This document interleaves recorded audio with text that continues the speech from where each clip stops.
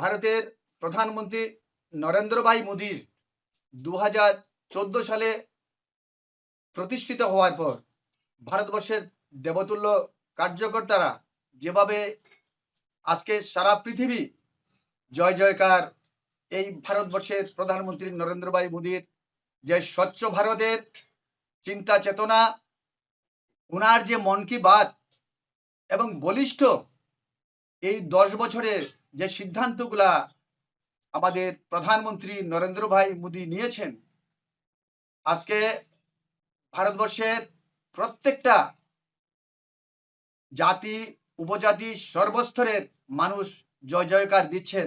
উনার যে surgical strike, প্রথমত 1 নম্বর সার্জিক্যাল স্ট্রাইক, 2 নম্বর দেখেন নোট বদল। 2016-তে নোট বদল হয়েছে ভারতবর্ষে।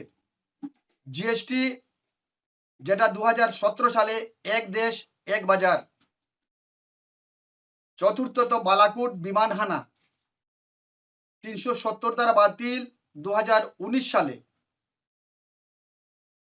এনআরসি সিও 3 তালাক, করোনা মহামারী, ব্যাংক বেসরকারীকরণ 4টি, 2000 টাকা নোট বাতিল 2023 সালে।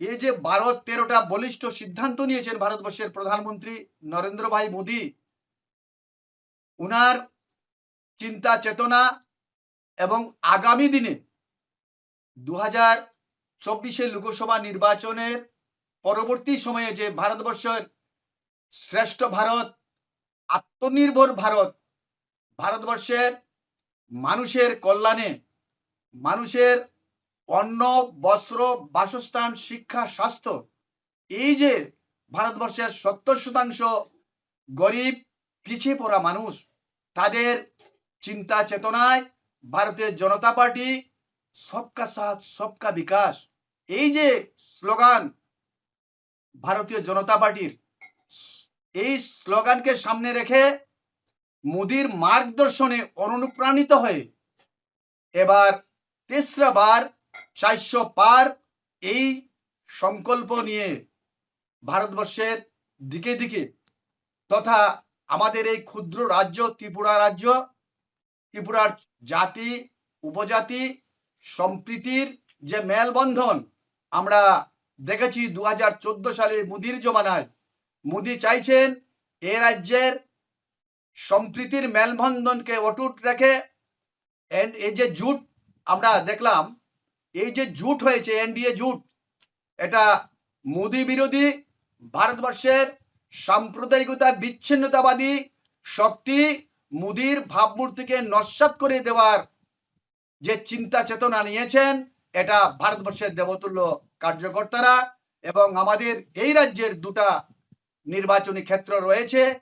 পশ্চিম ত্রিপুরা আসনে আমাদের প্রাক্তন মুখ্যমন্ত্রী তথা রাজ্যসভার সদস্য আমাদের বিপ্লব কুমার দেবকে বিপুল ভোটে জয়যুক্ত করার জন্য প্রত্যেকটা ছাত্র যুবক শ্রমিক কৃষক কর্মচারী সর্বস্তরের দেবতুল্য কার্যকর্তারা মাঠে ঝাঁপিয়ে মোদীর যে সবকা সাথ সবকা বিকাশ, বিকশিত ভারতবর্ষ এবং প্রত্যেকটা মানুষের আত্মনির্ভর করে তোলার যে চিন্তা চেতনা নিয়ে প্রত্যেকটা বুথে বুথে মানুষের কাছে যাচ্ছেন।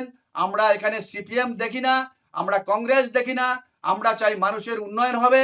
মোদীর মার্গদর্শন যারা ভালোবাসেন, মোদীকে যারা ভালোবাসেন, দলের মধ্যে যদি কিছু অন্তর্দ্বন্দ্ব থেকেই থাকে তা নিজেদের মধ্যে কাটিয়ে উঠে মোদীর মার্গদর্শন অনুপ্রাণিত হয়ে মোদীর আগামী দিনের যে চিন্তা চেতনা সেটাকে আমরা এগিয়ে নিয়ে যেতে চাই।